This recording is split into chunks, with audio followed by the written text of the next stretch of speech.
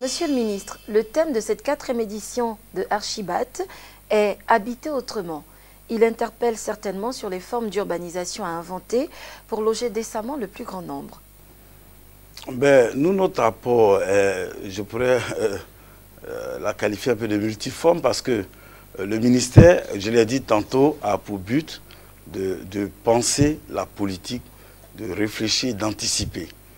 Et la politique, donc, en matière d'urbanisme, ne pourra passer que par la réflexion des spécialistes du domaine que sont donc les urbanistes. Une vérité doit être dite.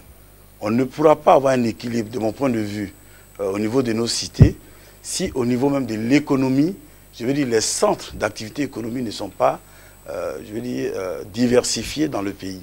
Si vous avez une concentration des zones d'activité économique, vous aurez une concentration donc, de population dans cette zone. N'appartient-il pas à l'État justement oui, bien sûr, j'arrive. De faire de chaque ville un attrait pour décentraliser Et c'est bien pour cela. Et j'en viens. Et je suis en train de vous dire qu'aujourd'hui, au niveau du gouvernement, il y a une réflexion qui se fait au niveau de plusieurs départements, le ministère de l'Industrie, le ministère du Commerce, etc.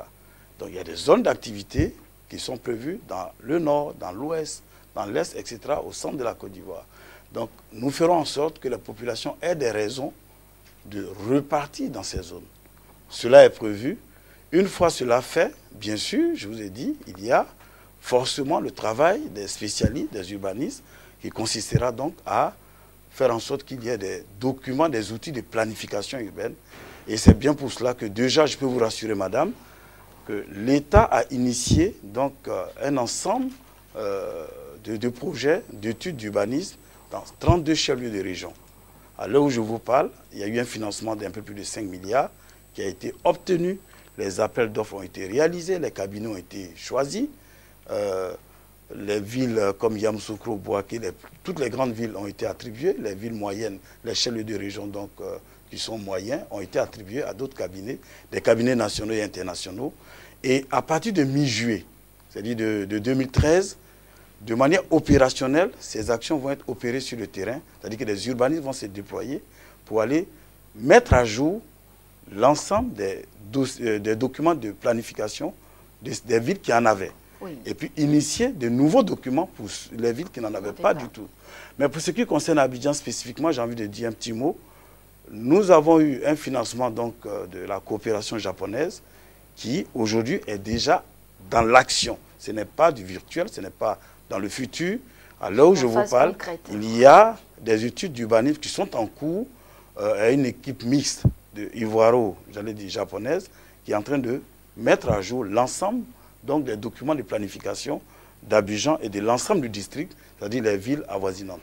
Alors, les résultats seront donc disponibles dans un peu plus de deux ans. Il faut que les Ivoiriens soient patients.